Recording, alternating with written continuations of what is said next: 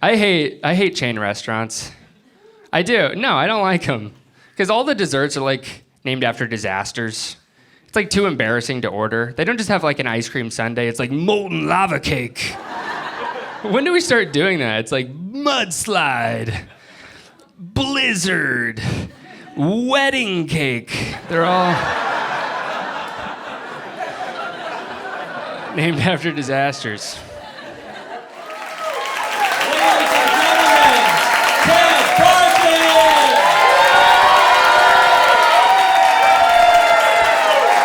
Thank you.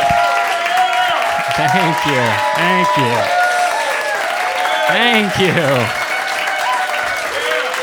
I'm an extrovert, which means I get my energy from people, so that was a lot. I was like kind of tired right there, and then I'm like, I've been electrocuted. That was so much. Some of my introvert friends, they don't like extroverts because they think we're like stealing their energy. And I'm like, I am, but I'm not like a vampire.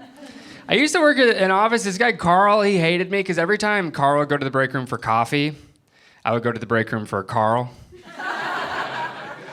He got a cup of Joe. I got a cup of Carl. He's like, where's your coffee? I was like, I'm looking at it. Ooh, he's hot. Hot Carl. My mom's an extrovert. I just visited her. We had a fun moment. We were walking around her neighborhood, and we walked past this woman who had a shirt that said feminist AF. And my mom was like, I didn't realize they had an Air Force. I was quick. I was like, yeah, they totally do. My mom stopped the woman. She's like, thank you for your service. The woman was like, every day's a battle. And they both saluted. I was like, I think I just started something. I grew up with older parents. My mom was 40 when I was born, so she doesn't get like young lingo. Like recently I had to explain to my mom the difference between a butt dial and a booty call. No, it was super uncomfortable. It was like midnight, the phone rang. I was concerned. I was like, Mom, are you okay? She's like, sorry, it was just a booty call. I was like, Mom, how many people have you said this to? She's like, hold on, I'm booty calling your brother. Let's make it a three-way. I gotta go, Mom, my stomach hurts. I love you. My mom was 40 when I was born, my dad was 46. Everyone thinks that like growing up with older parents is like boring. It was chaotic. It was a lot. Because what happened when I was going through puberty, I didn't realize my mom was going through menopause. It was a chemical warfare. I was so confused. I didn't know what menopause was. I just thought it was a weirdly moody household. One time my mom was like, get out of my room. I was like, that's my line. You're 56. It was weird. Our bodies were both going through changes. It was the beginning of my reproductive system, and it was the end of hers. So it was this weird hormonal changing of the guard. And her ovaries were not going quietly into the night. They were putting up a last stand like General Custer. It was the battle of little big hormone. It was young testosterone versus old estrogen. And my balls dropped in like, this town ain't big enough for the two of us. So my dad was 46. That was a lot less dramatic. That just means I learned to play chess when I was 4 years old. It's true. It kind of messed me up. I learned to play chess before I ever saw a real horse. I was 7 when I saw a real horse. It was walking in a straight line. I was like, you're breaking the rules. You're supposed to move in L's, man. And maybe that's only when they're fighting. It's like, you want to go? You want some of this, bro? Bring it on. Come on, dude. I learned to play chess before I ever saw a real queen. And I remember seeing the Queen of England on television. I was like, she's a lot less mobile. Too soon? Okay. So I went to stay with my mom, and I don't know, sometimes my parents still treat me like a kid. Like, my mom cooked me dinner. I didn't eat the Brussels sprouts. And she made this big deal. She was like, Ted, you're picky? You don't like Brussels sprouts? And I don't have the heart to tell her I actually like Brussels sprouts now, just not when she cooks them. I feel some angry mom energy. I don't believe in picky kids. I believe in questionable cooking. And I would never tell her that. She's always like, I cook with love. I'm like, your food needs seasoning. All right. Love is bland.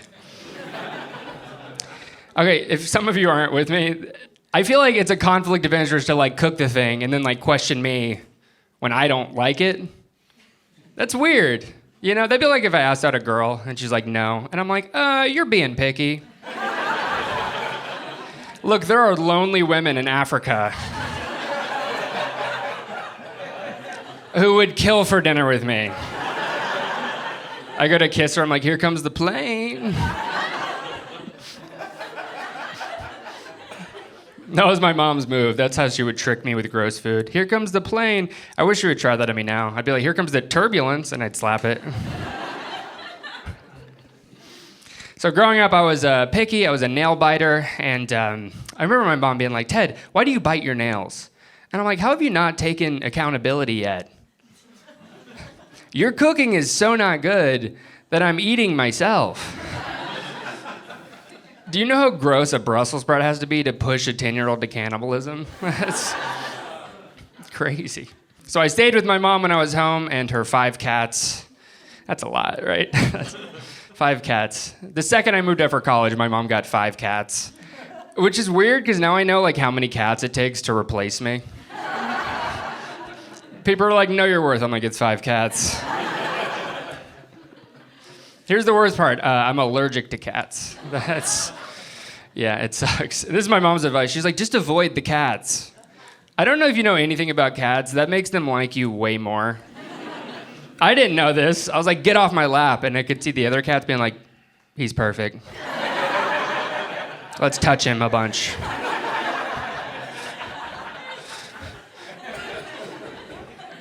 Completely ignored them, watched TV, and I could see my peripheral, all 5 cats putting on like a runway show. And the more I ignored them, the more they got into it. And it got weird. One of the cats did that like butt in the air stretch and just looked at me. So this is important if you're allergic to cats and you want them to leave you alone. Like if you want cats to ignore you, you just have to show them love. Because cats. Women are cats, I don't know. I've never heard that before. I've heard girls say men are dogs. It's never said positively. It's never like men are dogs, you know. It's always like men are dogs.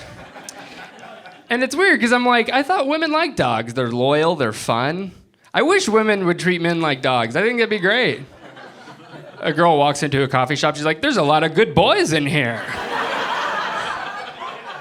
Hold on, my father's calling. He's a good boy. As an extrovert, I get jealous of dogs because if a dog is happy, it can just be happy. You know, it's like, oh, he's just being a dog. But you can't like smile, you know? If a guy showed up to your job with a big smile on his face, you'd be like, I think Greg killed somebody. It is also true living in New York City here, you can't be too approachable. It's a problem. With his face, it's brutal. I grew up in Florida. Everyone said the hardest thing about New York City would be the winter. It's definitely the eye contact.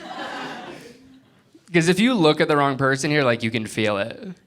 You know? The other day, I looked at this crazy guy. I was like, yeah, that was a mistake. Oh, good, here he comes. Okay. I tried to, like, take it back with my eyes. I was like, never mind. I'm, like, swiping no on Tinder. So here's my move. You don't want to like completely ignore them. I have my AirPods in, and this is my move. I go like this. That's modern day hat tipping. I'm like, hello, sir.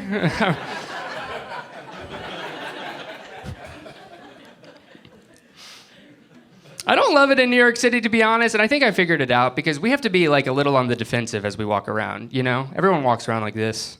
You don't want to be talked to. And I read a thing that's like, if you smile, you'll trick your brain into thinking you're happy. But I walk around every day like this. So I think my brain's like, he's in a gang.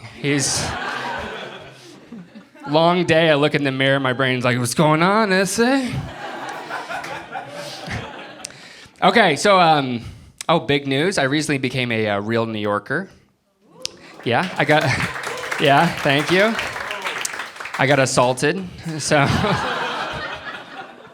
It's true, I just started telling people about it. I got punched by a crazy guy, and I could literally like feel myself transform into a real New Yorker. like as he hit me. Like I was a normal guy, then he hit me, I was like, forget about it. Like, I felt myself like devolve. Like I was me, then he punched me, I was like, I'm walking here. True story, 2 p.m., broad daylight. I'm standing at a crosswalk in Brooklyn, and I get punched, and I turn. And this is a direct quote. There's this guy looking at me. He's going, I'm not a child molester. That's where he started. He's like, I'm sick of you calling me a child molester. I'm like, I don't know you. You're definitely a child molester. That's...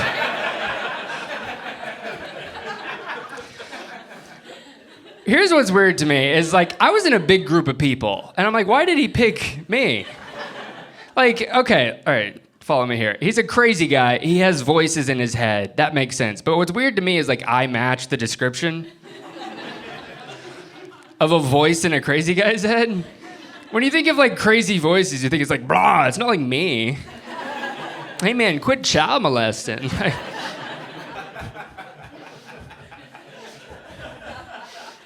And the voice in my brain is like, you gonna take that essay? So I guess we did the old switcheroo. Okay, so what did I learn from getting punched by a crazy guy? This is why people don't wait at the crosswalk. I didn't understand jaywalking because I grew up in the suburbs. I'm like, why is everybody in such a hurry? And now I'm like, oh, they're like evading crazy people.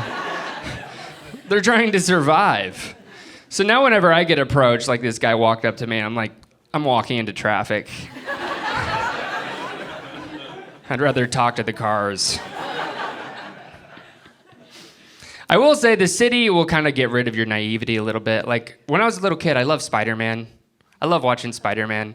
And then I grew up, I rewatched Spider-Man recently, and he's like super poor. Isn't that like a weird detail we all gloss over? Like Spider-Man's poor. He has superpowers. And what does that say about New York, where even Spider-Man's like, this is hard. I gotta move. Why is Spider-Man poor? He's gotta have like side hustles. He's like a pizza delivery guy. And he gets fired because he's not fast enough. What chance do we have? Why don't they even have villains? I just watched Spider-Man fight inflation. I think that'd be... Rewatch Spider-Man, it'll piss you off because at no point does anybody give him money. Nobody tips Spider-Man. We tip baristas for drawing a leaf in an oat milk latte, but Spider-Man stops a moving train. People are like, high five. It's called Spider-Man No Way Home because he's facing eviction. There are men right now in Times Square dressed as Spider-Man making more money than the actual Spider-Man. It's a problem. The city's changed me. I look at homeless people differently now. You know, I always give them money because I'm like, oh, he might have powers. There's a guy in my neighborhood. I see him every day. He's got a shopping cart, and that's weird. I grew up in the suburbs. People here just like have shopping carts. You guys aren't reacting. That's weird. You can't like buy those. You can't buy every day, homeless guy, shopping cart from Home Depot. Horribly ironic. And I Googled it. The closest Home Depot is 8 miles away. I'm like, that man has been on a journey.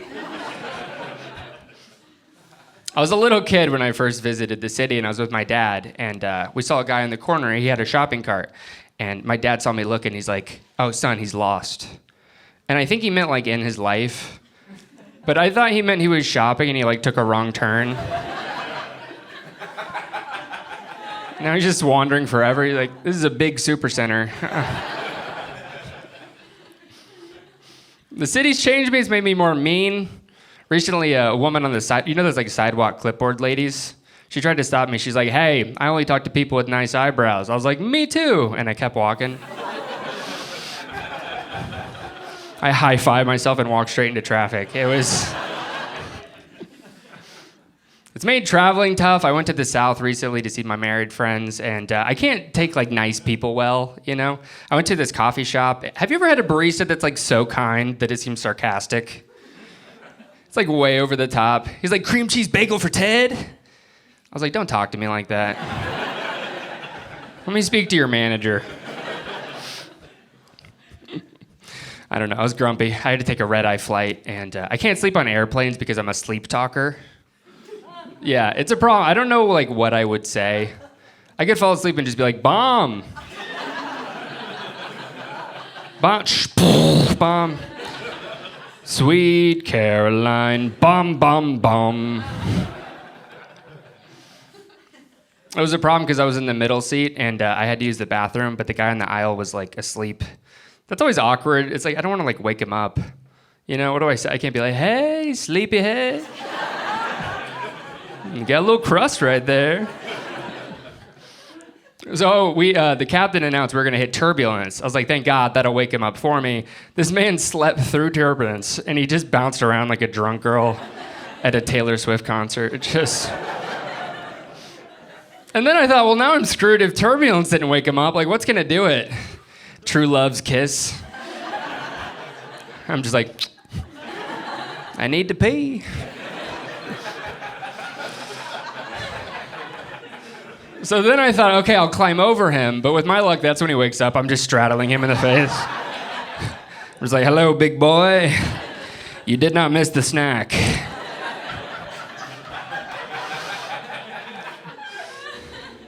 I got desperate. I did. So finally, I hit the flight attendant call button, and she came over. She's like, is everything okay? I'm like, can you wake him up? She goes, pff, and walks away. Like, I'm the crazy one. Flight attendants have gotten sassy recently. I don't know what changed. They have. Like, I was in the exit row for the first time a few months ago. I was like right by the window door thing. And the flight attendant, she went person to person. She's like, can you help in the event of an emergency? Everyone was like, yes. It got to me. I was like, yes. She goes, are you sure?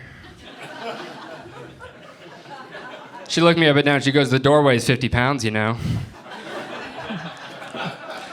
I'm like, I don't think that's in the script. Okay. And I was like, yes, I'm sure. But inside, I was like, that's kind of a lot. That's...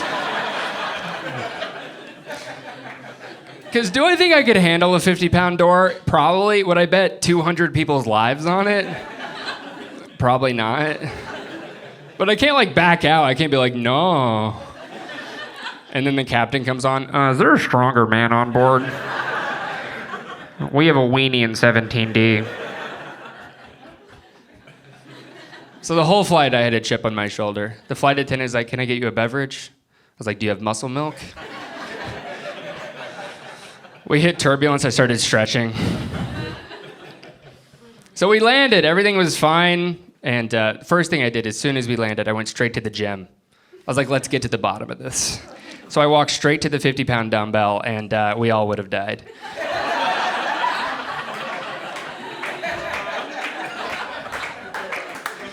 I know scientifically I would have died. And the news would have been like, local goober kills plane full of people. I've been going to the gym. I don't think it's working. I've been going to Planet Fitness, the judgment-free zone. Here's my problem with Planet Fitness. They don't enforce the judgment-free zone. The other day I saw a guy with his arms crossed. I was like, can you call the bouncer? There's no place that you need less judgment than when you're on the elliptical doing this. Isn't this the dumbest piece of exercise equipment? Because every piece of exercise equipment, you're like simulating something. You know, like the Stairmaster, you're taking the stairs, the treadmill, you're walking. What is this? What am I doing right now? What am I, Donald Trump dancing? The real judgment-free zone is hanging out with my stoner friends. I love hanging out with stoners. I don't even smoke, but you can just like share your weirdest ideas. You know, I feel like a lot of like invention ideas came out of high conversations. Like the escalator.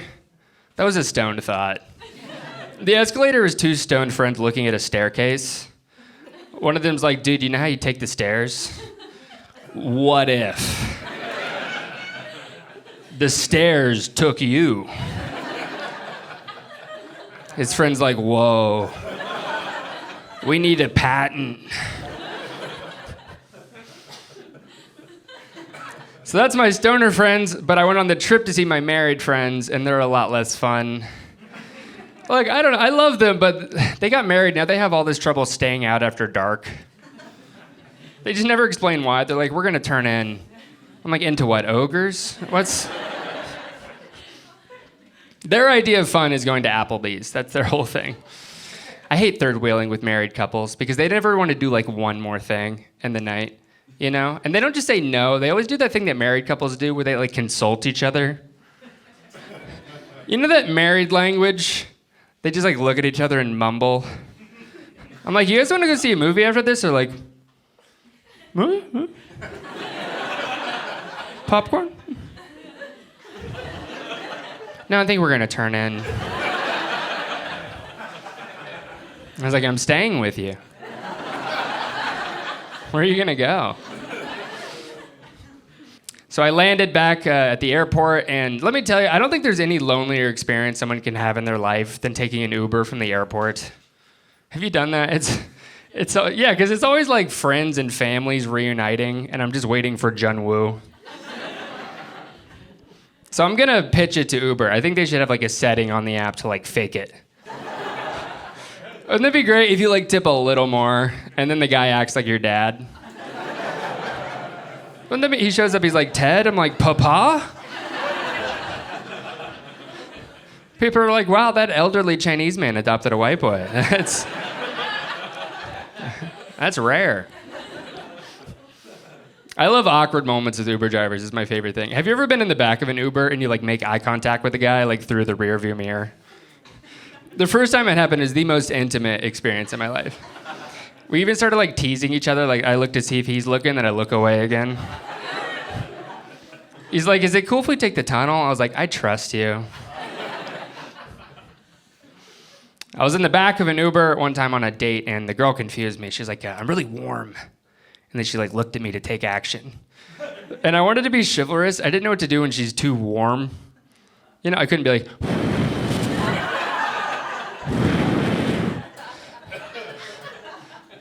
It was a puzzle. If she were too cold, I'd give her my jacket. Too warm, I can't be like, take off your clothes. The driver's like, you need AC? I'm like, we're fine, Papa. I am the AC. Chivalry confuses me. It does. There's all these like rules to chivalry I'm not aware of. One time I was on a date and we were walking on the sidewalk, like by the road, and she goes, oh, you're breaking the sidewalk rule. And I'm like, what? She's like, well, the guy is supposed to walk on the outside of the sidewalk, like closer to the road. And I was like, okay, why? She's like, because if a car comes,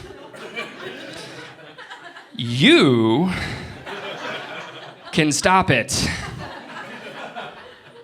I'm like, well, I had fun tonight. This was...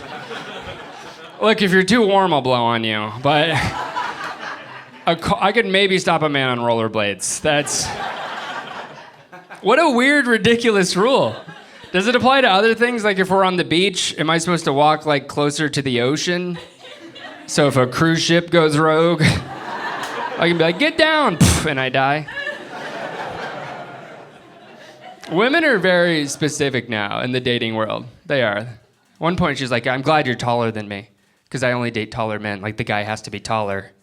And I was like, why? Because if a plane crashes, I can just stop it with my head. And then women are like, where'd all the good men go? I'm like, I think they died. They've been struck by various forms of transportation. Cars, planes, men on rollerblades. Chivalry isn't dead, but it is killing everyone, so we should relax.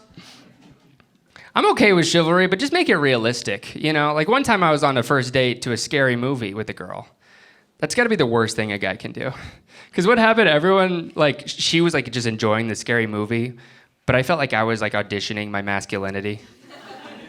Beginning of the movie, she's like, can you protect me? I'm like, from the immortal serial killer? No. My hands are buttery. Can I finish my milk duds? Guys, we're set up to fail. They get us all comfortable. I'm in a leather recliner horizontal. I'm like, this isn't a defensive position. And it's even worse because we're cuddling, so her head is on my heartbeat. So I can't hide how afraid I am. I'm like, that's nothing. She's like, She's got like a stethoscope. She's like, yeah, he's a pussy. All right. That's 96 beats per minute. That's the friend zone. I don't like scary movies. I hate scary movies. I feel like they're like way over the top now. Why is it in every scary movie the monster has like some sort of walking disability? Have you noticed that? They never walk normal. They all have some sort of like, all their bones are breaking. I was watching that movie The Ring, and it's like the little demon in a well, and she's all jacked up, walking around. I'm like, she's a little demon. Is that not scary enough? Why do we have to give her spina bifida? It ruins the movie. I'm supposed to feel bad for the main character. I'm like, can we start a GoFundMe? People are like, run. I'm like, she can't. My least favorite genre of movie is rom-coms. I feel like rom-coms just like lied to us about everything. Like for a while, I thought like being in a hot tub with a girl would be sexy. It happened. It's not sexy at all. It's very awkward. We're both pruny and hot and sweaty. And guys, there's always this like bubble of air in my pants. You know that mysterious, that just defies gravity? You try to like push it down and it comes back stronger. You can't own it. I can't be like, sorry babe, I'm deployed. This is... My biggest fear in life is I pass out alone in a hot tub and they just find me floating by my crotch. They're just like, he died happy. Dating is tough. I don't like it. I wish I dated when things were less specific, you know? I wish I dated during the time when my grandparents dated, where you just like married whoever lived in your neighborhood. That was the whole, it's like, is that your house? Let's spend our lives together. Because I asked my grandparents, I'm like, what do you guys have in common? They're like, nothing. Oh, we both like Coca-Cola. How long have you been married? 97 years. I'm like, do you have any advice? My grandpa's like, location, location, location. That's the whole thing, huh? Modern dating is ridiculous. There's all these things guys try to do to like stand out. You know, my friend's like, dude, you need to peacock. Have you heard of peacocking? Apparently it's where a guy wears like really vibrant colors to try to stand out and attract a girl. I thought it was something completely different. I thought it was like a movement. I thought my buddy wanted me to go up to a girl at a bar and be like, I'm Ted.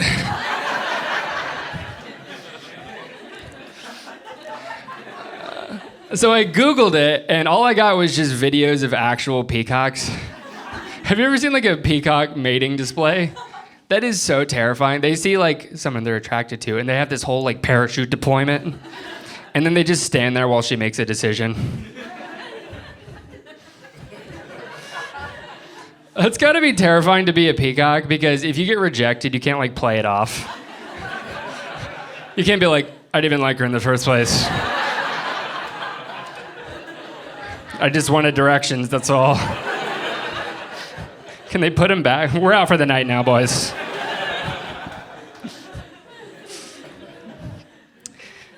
My buddy, he swears by pickup lines. I think pickup lines are so stupid. My favorite is, did it hurt when you fell from heaven?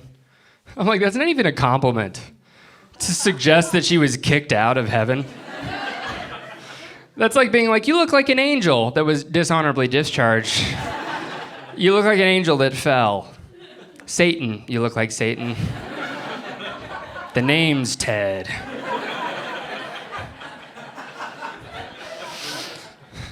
One of my friends is like, dude, you gotta be a bad boy. Girls love bad boys. Girls love a guy who doesn't care. And I saw a bad boy in person. I was at a bar, and I know he was a bad boy because these girls next to me were like, he's a bad boy. He doesn't care. And I was like, I gotta see this guy. I looked at the bar. There's this guy standing like this. He had slick back hair. He had a toothpick. All of his clothes were ripped. He looked like he just stopped being a werewolf. Like that was... I know, and I'm like, okay, that guy's cool. He definitely cares. No one stands like this naturally. He styled his hair. He had a toothpick. I'm like, that's deliberate. Where do you even get it? What, did he have a club sandwich for lunch? All of his clothes were ripped, which I assume he purchased them like that, unless he just lost a fight to a guy with a larger toothpick. All of his clothes were designer. I'm like, that guy cares a lot. You know what not caring looks like? Look, I'm gonna level with you guys. Everything I'm wearing right now was a present. I'm literally just dressed like the man my mom thinks is attractive. That's... Why? I don't care. I'm a bad boy. I would like to meet somebody in person. That sounds cool. I don't like dating apps. They suck. There's so many games on dating apps. I matched with this girl last week on Hinge, and she messaged me first. She was like, knock, knock. I was like, who's there? And then I never heard from her again. So I was just like, how did this already go sideways? She lost interest halfway through her own knock-knock joke? And my dumb brain was like, was it something I said? I told my friend, he took her side. He's like, dude, you gotta flirt more. You gotta be flirty. I'm like, okay, how? Knock, knock, don't touch my door, ho. This is private property. So I double texted, I wrote this whole thing. I was like, look, I get you're not interested, that's fine, I'm not upset. I just need to know who's there.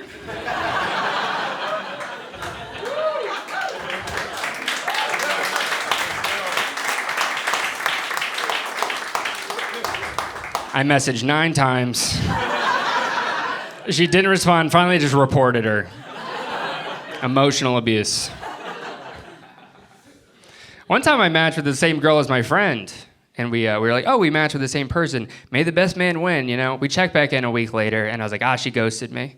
But my friend's like, oh, dude, the girl was a scammer. The girl who ghosted you tried to scam me out of money. He's like, that should make you feel better about getting ghosted. I was like, do you know how much worse that makes me feel? That a scammer gave up on me? That'd be like if a telemarketer called, you're like, hello? They're like, never mind. It's like getting ding-dong ditched by a Jehovah's Witness.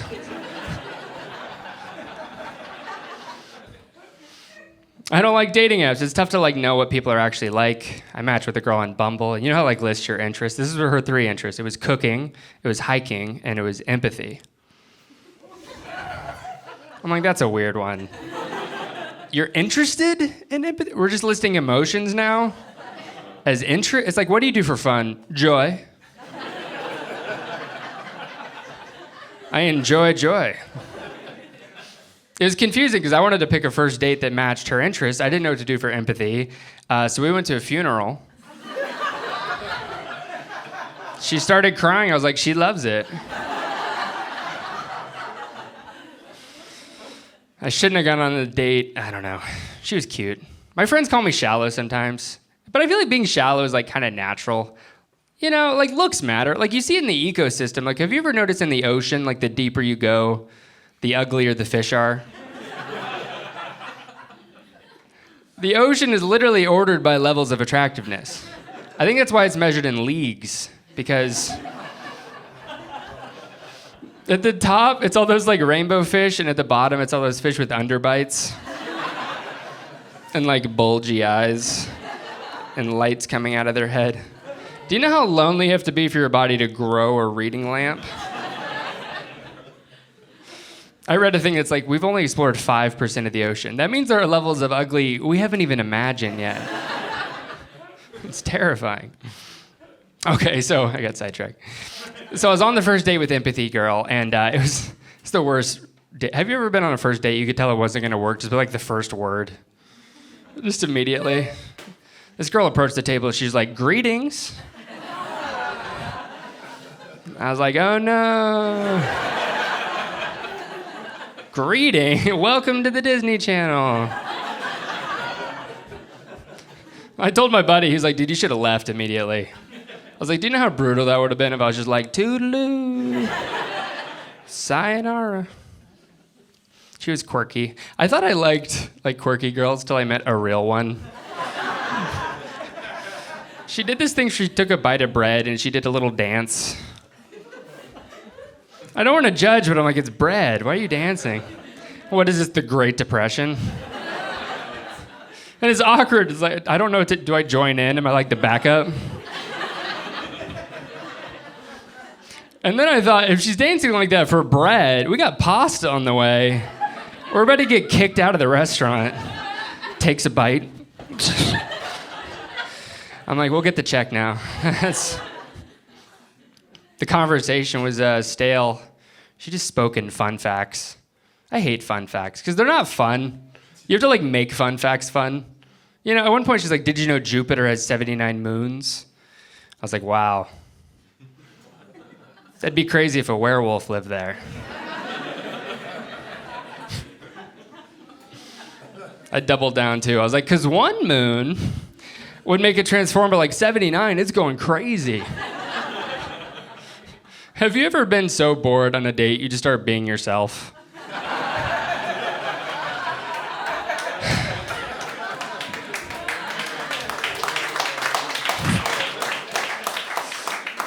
I was one fun fact away from burping the alphabet.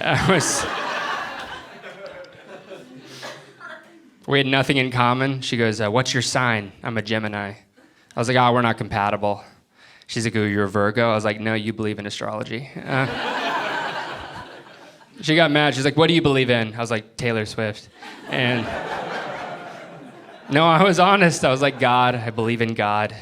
And I shouldn't have because she got weird. She's like, oh, you believe in God? You must be like a conservative. You must be like closed-minded. And I'm like, why is that a thing? To believe in God is like a narrow-minded thing? It's like I believe in an invisible man. I think that takes the most imagination. If a kid had an imaginary friend, you wouldn't be like, what are you, Republican? Oh, we got a little Trump supporter down there. That's Timmy, he's an anti-vaxxer, okay? End of the date, we got in a debate about God's pronouns. That's how it was going. She's like, if God's real, God's probably a woman. And I'm like, that's ridiculous. I don't really think about God's pronouns, but it's the Father, the Son, the Holy Ghost. I feel like God's pronouns would be they, them. And you don't want to mess that up. Imagine God comes back. You're like, he's back. God's like, they're back. You're going to hell. You're in hell like God's progressive. So that's why I don't use dating apps. But what I've learned is like each date you learn more about yourself, like what you like, what you dislike. Like one thing I learned that's really big is armpit hair. She has to have it. Look, some guys don't like it, more for me, okay? I wasn't into it, then I moved to Brooklyn. And that's like conversion therapy. I moved there, I was like, why is it called Bushwick? And then I'm like, oh. So now I'm a member of the LGBTQIA. The A stands for armpit hair. And it's a tough life. It's tough to know if they have what I'm looking for. Like if a girl has a mustache, or if a girl likes guys, if a girl has a mustache, why not?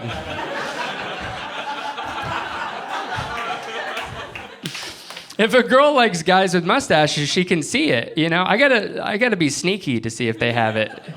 I met a girl, she's like, nice to meet you. I'm like, let's start with a high five.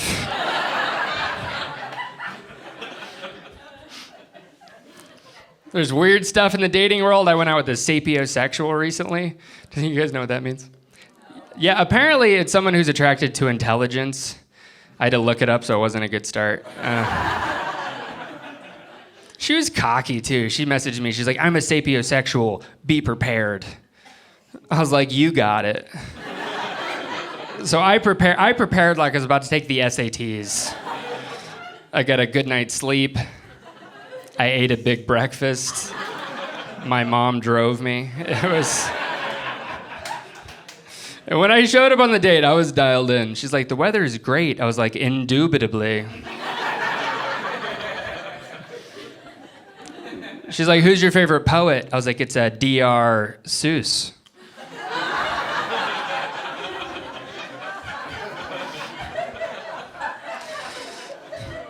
At one point, she did take me off guard. She's like, okay, favorite museum on 3. 1, 2, 3. She was like, Guggenheim. I was like, wax. She's like, teach me something. Can you teach me something? I was like, did you know that Jupiter...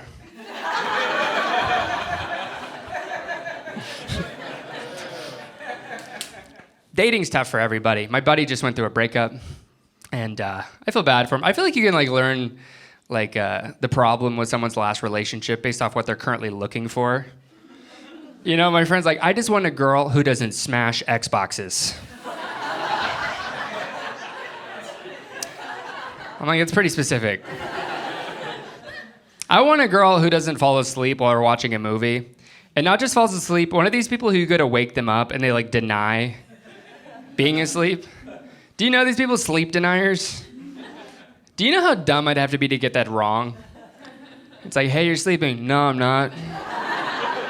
My mistake. Well, it must have been a long blink, apparently.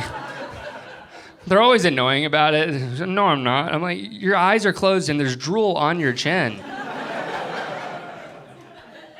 I've learned a lot with dating. Everybody has baggage.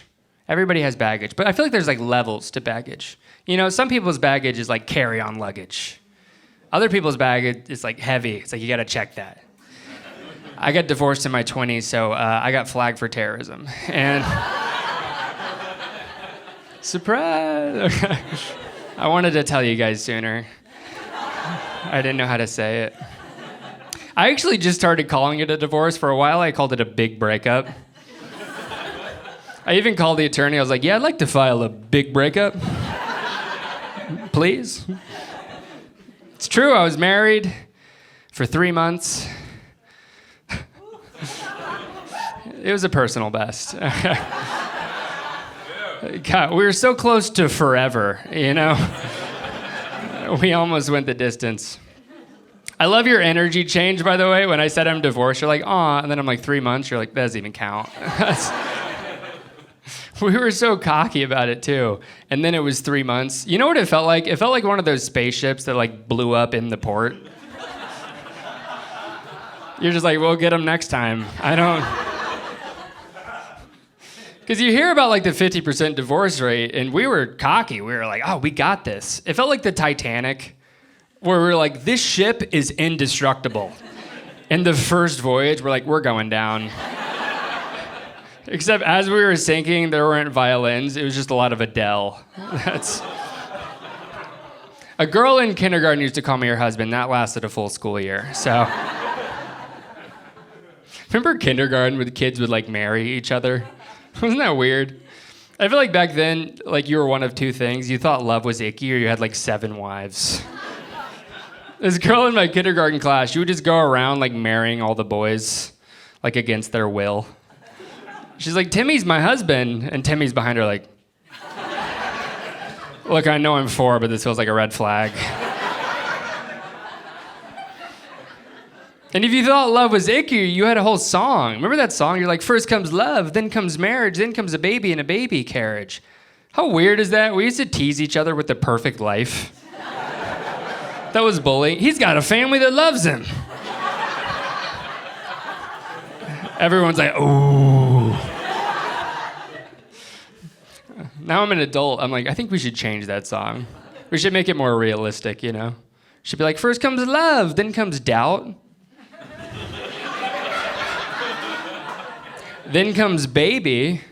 We'll figure it out. My friends got married recently. I went to their wedding, and I hate the dancing at weddings. Can we change it? We always did the cha-cha slide. You know that song? That's where they teach you to dance. They're like, to the left. Take it back now, y'all. I love that song because they teach you each step, except for the one part where they're like, Charlie Brown. And everyone's like, what in God's name? What? I thought they were teaching us. You wouldn't take a cooking class 2 cups of sugar and Scooby-Doo. I was happy for my friends, but they never related when I got divorced. No one in my life related. They were all my age, you know. They just spoke in cliches. One of my friends like, dude, you dodged a bullet. I was like, no, it hit me. I'm dying. One of my friends asked if I got a prenup. I was like, no. He's like, dude, you didn't get a prenup? I was like, I got married at 23. I wish I got a prenup because she took the sandwich bags. She took them all. I wanted somebody to relate to. No one related. I tried to relate to like other divorced guys. I went to a bar after it happened. And there was this guy sitting next to me at the bar. He had like a grizzled beard, older. And I was like, you're going through it, huh? He's like, yeah, man, 30 years of marriage. She took the kids. I was like, I know what you mean. He's like, you're divorced? I was like, it's a big breakup. I was like, what happened, man? He's like, well, she took the car, she took the kids. Heck, she took everything but the sandwich bags. I was like, could be worse.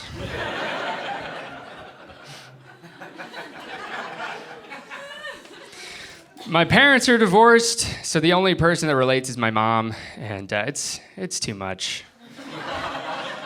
We used to have such a normal relationship, but now that we're both divorcees, every night feels like ladies' night.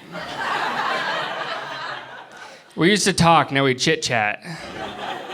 Every time I call my mom, it feels like we both have glasses of rosé with our legs on the couch. I'm just like, I'm never gonna find love. She's like, shut up, you're beautiful. Say it, say you're beautiful. I'm like, I'm beautiful. She's like, now tell me you don't need a man. I'm like, I don't need a man. Why don't you need a man? I'm heterosexual. Thank you, guys. Thank you so much. Thank you. I appreciate you guys. Thank you. Thank you so much. I appreciate it. Good night, everybody.